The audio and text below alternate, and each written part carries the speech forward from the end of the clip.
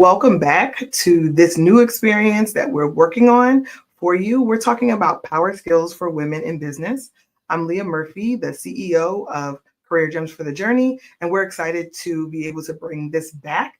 We got a lot of positive feedback from our YouTube viewers on this video, so we wanted to take it a click deeper. So today we're diving into one of my absolute favorite topics, and that's power skills for women in business. Now, let's be honest. The workplace can be a complicated place for women to navigate and to navigate it successfully. You might be the hardest working person in the room who delivers results, and over again, recognition, acknowledgement, the next great opportunity that you're looking for in your career cannot be coming your direction. And some may say it's slipping through your fingers, but I'm here to say that potentially it's not because you're not performing well.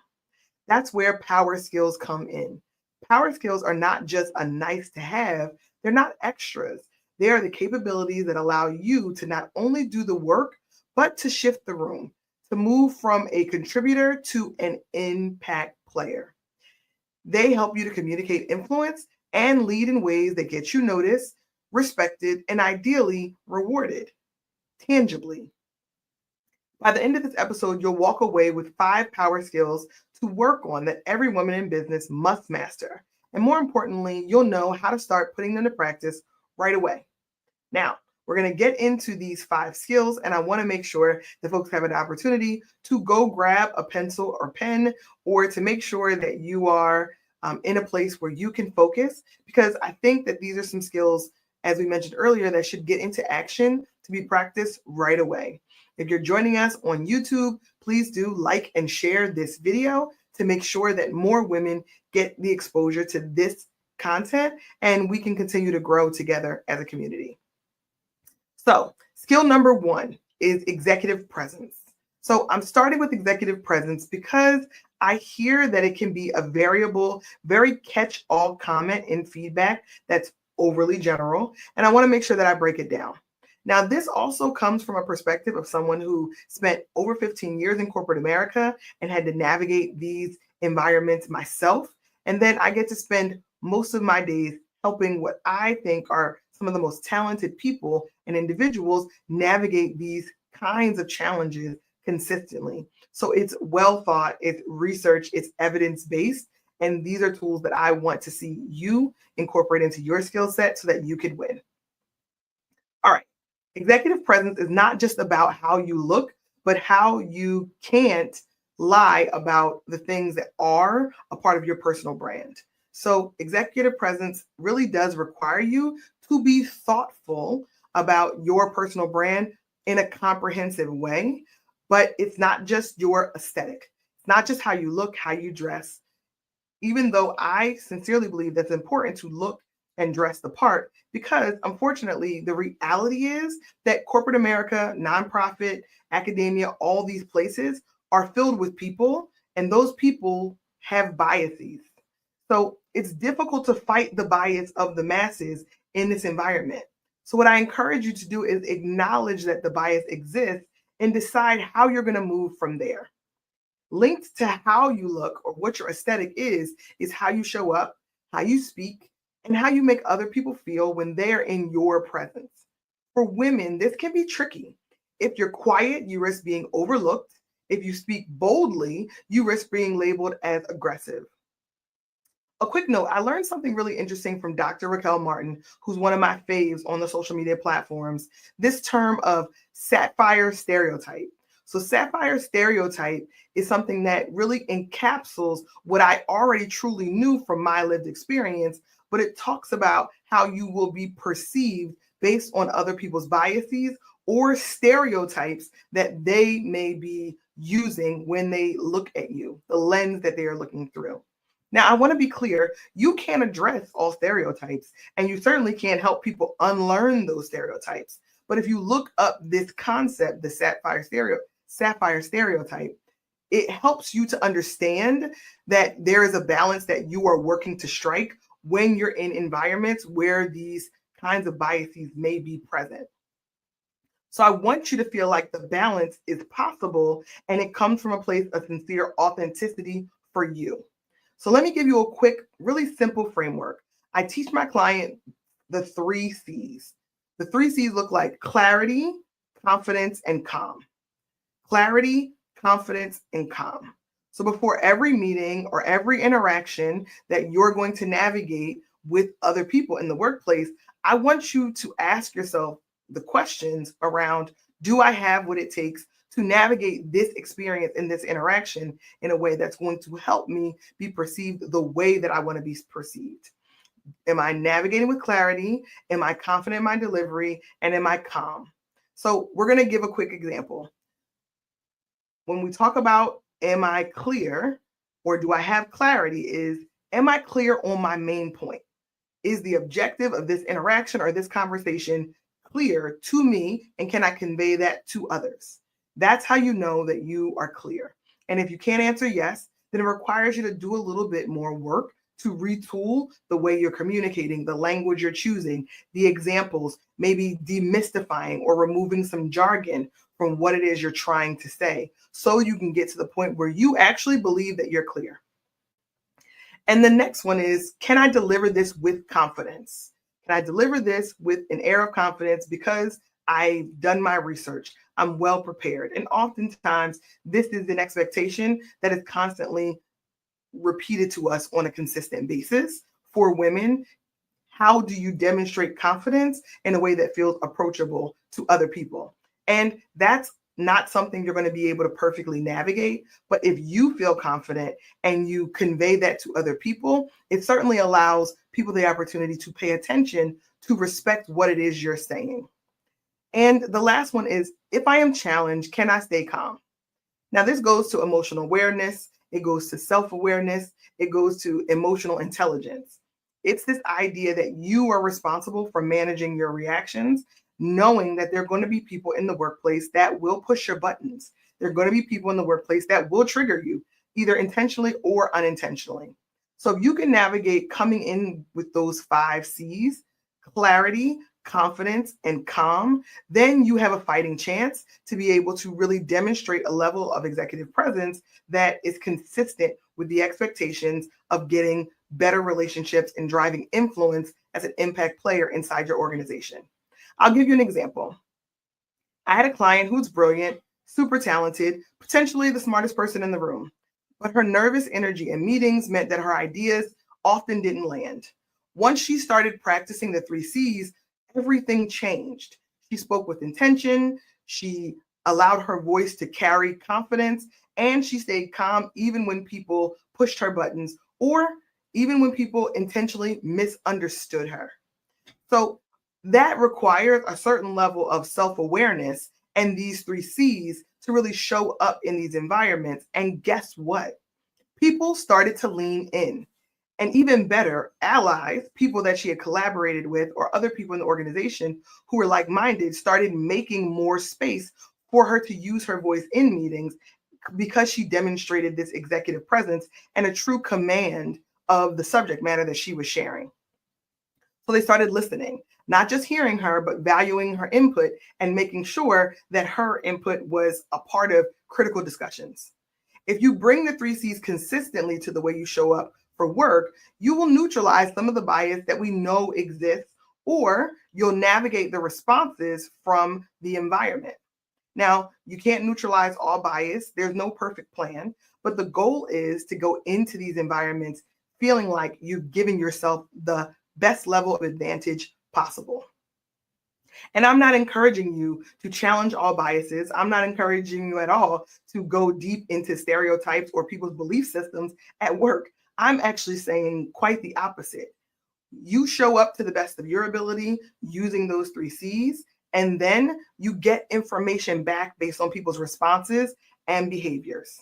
So if they respond in a positive way, you realize that people have noticed the shift that you've made and they're responding appropriately. If you don't receive the positive feedback, or you observe responses that don't work or that don't align with the type of environment you want to work in, that is also valuable information that you're going to use to make future decisions. In my opinion, both are very helpful points of information. Either I'm getting the response that I'm looking for and I should continue to focus on my personal growth and how I show up, or this environment is just not one that I'm going to thrive in or be supported in, and I have to make decisions based on that information. So let's move to skill number 2, strategic networking. So I know some of you just cringed or rolled your eyes and got frustrated at the idea of networking being a part of the list of power skills. But let me reframe it for you. Networking is not about passing out business cards or making small talk at conferences alone. Networking is about building your personal board of directors and making sure that you have the resources you need to do your job successfully. Every woman in business needs 3 types of people in her corner. She needs a sponsor, she needs a mentor, and she needs a ally, or multiple of each of them. A sponsor is someone who speaks your name in the room when you're not there, creates opportunities for you, navigates because they have broader influence and pull. I call it the juice. They have the juice inside of an organization. A mentor is someone who shares guidance and wisdom from their own learned experience, someone who's personally invested in seeing you be successful and is willing to walk that path along with you to guide you through the phase of your career. You can have many mentors. And a peer or an ally is someone who's really on the same path. They're sharing opportunities, you're collaborating, you're working together, and their support creates a groundswell of positive impact inside of your organization. The right people must have the right information about the value that you bring to the organization in order for your career to grow. Consider building your network an investment in your career growth. So I encourage you to check out Strategize to Win, which is one of my favorite books from a really amazing speaker, author, businesswoman, Carla Harris. You want to know more about how to navigate sponsors, allies, and mentors? Carla Harris does a phenomenal job. Grab some of her resources. So here's an action step. Before the week is out, reach out to one person who could play one of these roles for you, ideally a sponsor. Invite them to a virtual coffee, send them a message. Don't wait to assume that they know you need their support or that they are going to offer their support without your request. Strategic relationships are built one step at a time, and it's in your best interest to initiate these kinds of conversations. Now, we're going to move on to number 3. Number 3 skill is storytelling. So I'm going to talk a little bit more about storytelling because it's something that I feel like gets really under acknowledged, and people who do it well end up seeming so effortlessly present and competent that sometimes you don't even realize it's happening. Women are often taught to keep our heads down, do the work, and let the results speak for themselves. But here's the truth. Results don't always speak loudly enough. You have to have the voice behind them. You have to own the narrative in order for the right people to be well informed about what you do and how you do it. And the way to get better at storytelling is to consistently practice it. It's a skill. It comes from muscle memory. So storytelling can come in because instead of rattling off facts or giving a list of things that you've done or individual accomplishments, frame it in a way where your accomplishments can connect to the other people. If you can frame your accomplishments in a story, someone is much more likely to listen because it's engaging, it's interesting, and you've given them a reason to care. So just like answering questions during an interview, a helpful framework for storytelling can be the STAR method. Now, there's nothing new about the STAR method. We've all heard about it. Hopefully, we've been hearing about it for years, but I like to apply it in a twist for answering questions and translating that into a storytelling framework so that you still accomplish your goal of being informative, but you do it in a way that feels very engaging. So the STAR method, if you're not familiar, is an acronym for situation, task, action, result. Situation, task, action, result.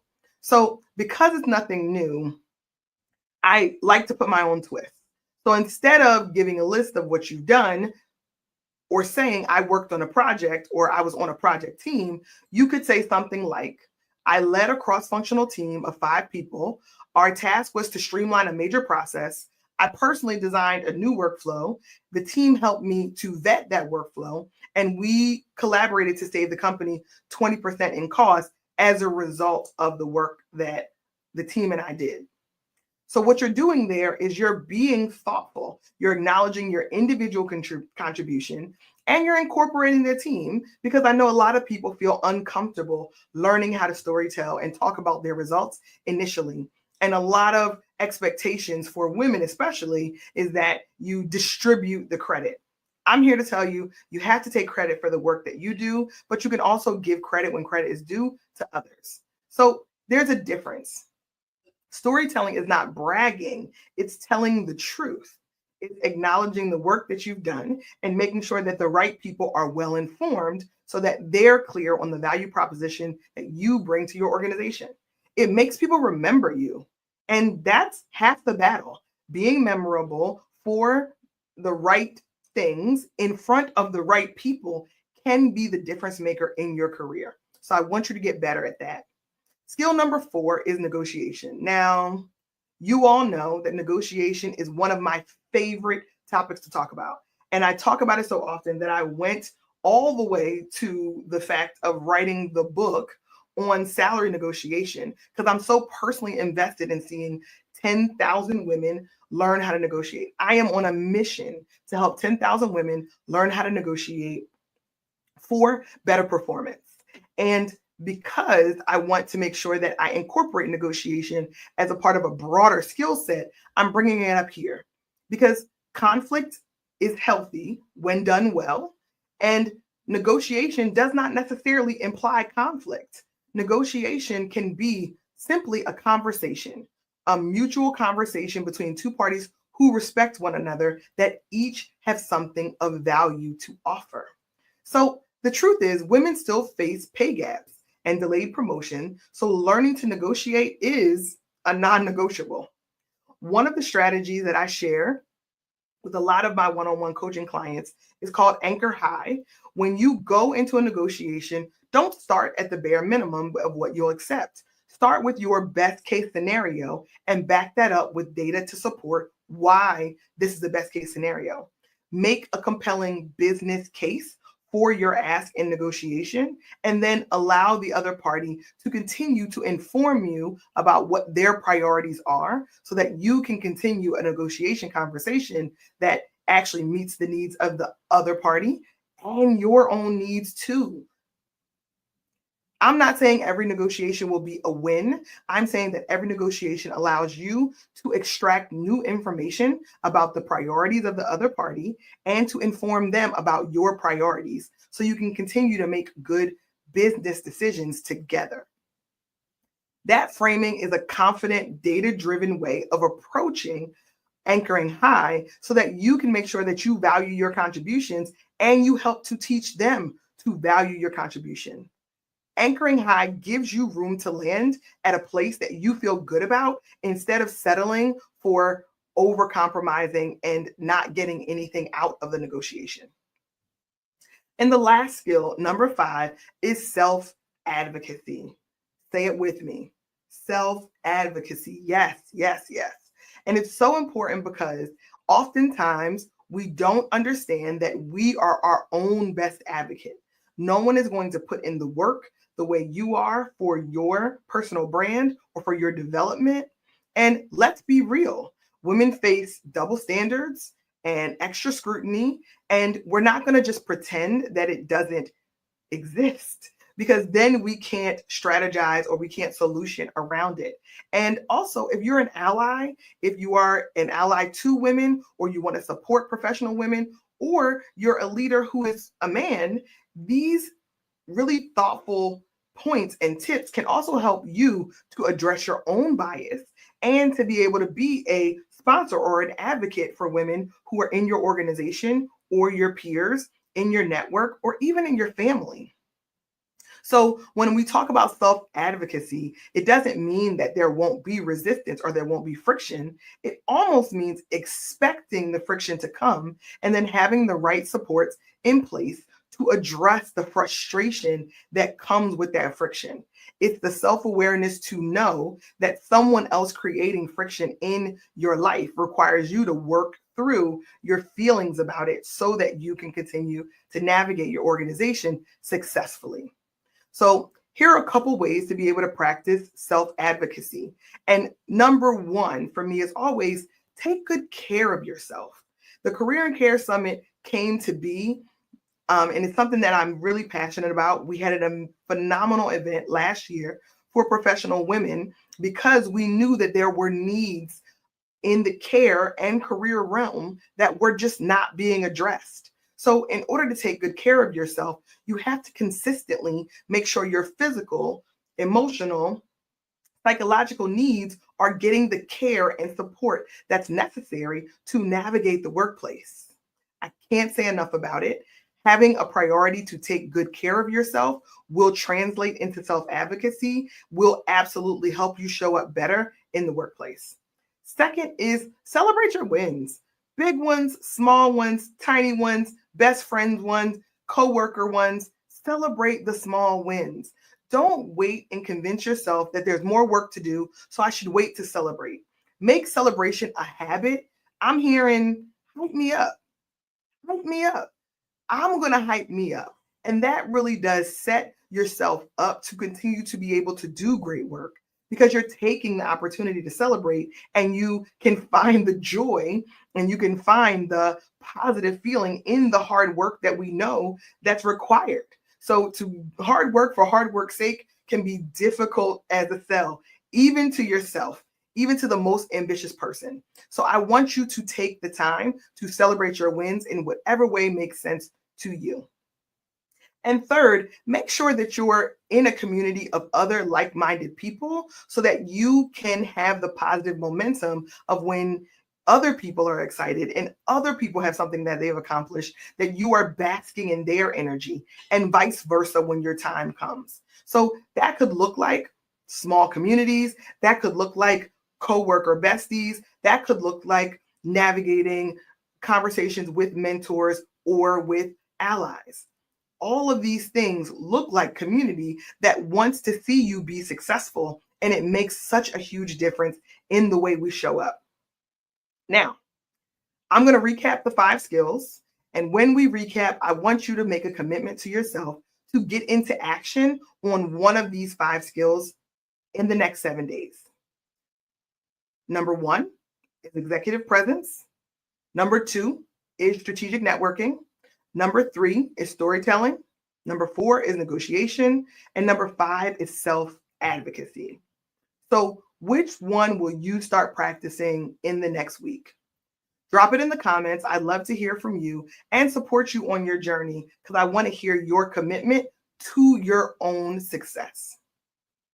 And if this episode resonated with you, please like and share and subscribe so that more women can access these tools. Stay tuned for our next episode in the series, Power Skills for Emerging Leaders, because we know that leadership is critical in the job market that we're navigating today and in the workplace culture that 2025 is representative of. So I'm Leah Murphy. I appreciate you riding with us. Until the next conversation, make this journey work for you. And I'll see you next time.